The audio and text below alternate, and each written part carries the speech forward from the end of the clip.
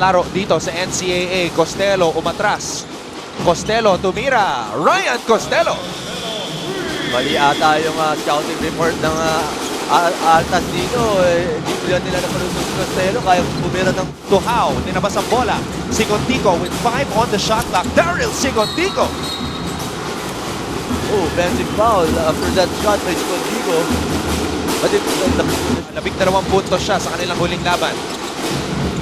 3-pointer on the way. And 2 minutes. Ilagan, umatake. Ilagan. Oh, what a shot by Ilagan. they played 19 seconds good defense until that bad foul. And one pa ang binigay. Dito, si Dindin Santiago Manabat.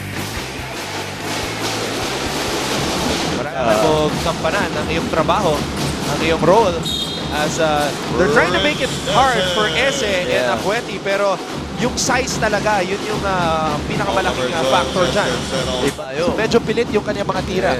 This is very unlike Michael Calisan, but that's a nice hop step for a floater para kay Capobres. Siguro di mo siya masisisi. May 6'11 sa gitna ang Perpetual. Talagang mapipilitan siya tumira sa Si stopper si Baichok. Oo nga, pinasok na rin siya agad. Sigontico with a spin move. That was Draymond Green-like. Ang galing na itong Sigontico.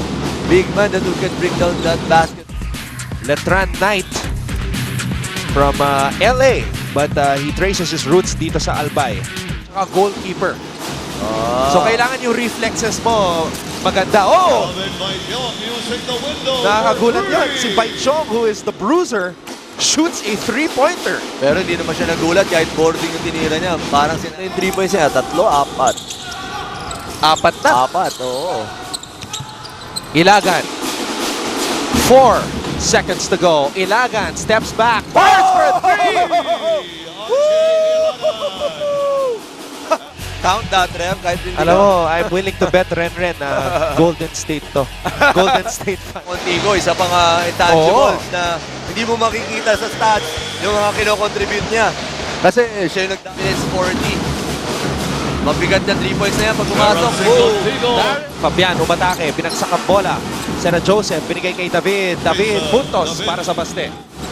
Binaba ang bola dito kay David. Outside, Sena Joseph for 3. Yung mga big man ng Snags, lahat may license to shoot from the outside. Ito ang isa sa ating mga katanungan sa simula ng laro. Talaga ng kulay, Ilagan, umatake. Puntos para sa Perpetual. Sige, sabi ni Ilagan, mag-usap lang kayo dyan, Ito, teardrop para sa inyo. Steal. Daryl Sigontico drops it down low to Mr. Brightside. Nice pass by Sigontico. Good push of that basketball. Late drop pass, Acueti with an easy layup. Tandaan natin, 37 ang naitalang turnovers. Ese! Slamming it down with both hands. Bakit na mga Altas dito, kahit mas marami silang turnovers? Because of their high percentage sa 2-point field goals or sa inside point. Ang laki ng... Yan! Halalon, nandyan yung top point guard natin. Actually, sinasabi, top collegiate player.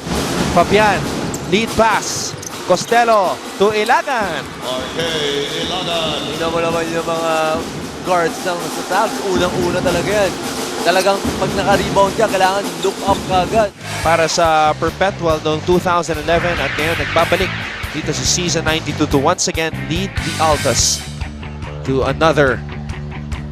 To watch the latest game highlights, subscribe to ABS-CBN Sports in Action YouTube channel.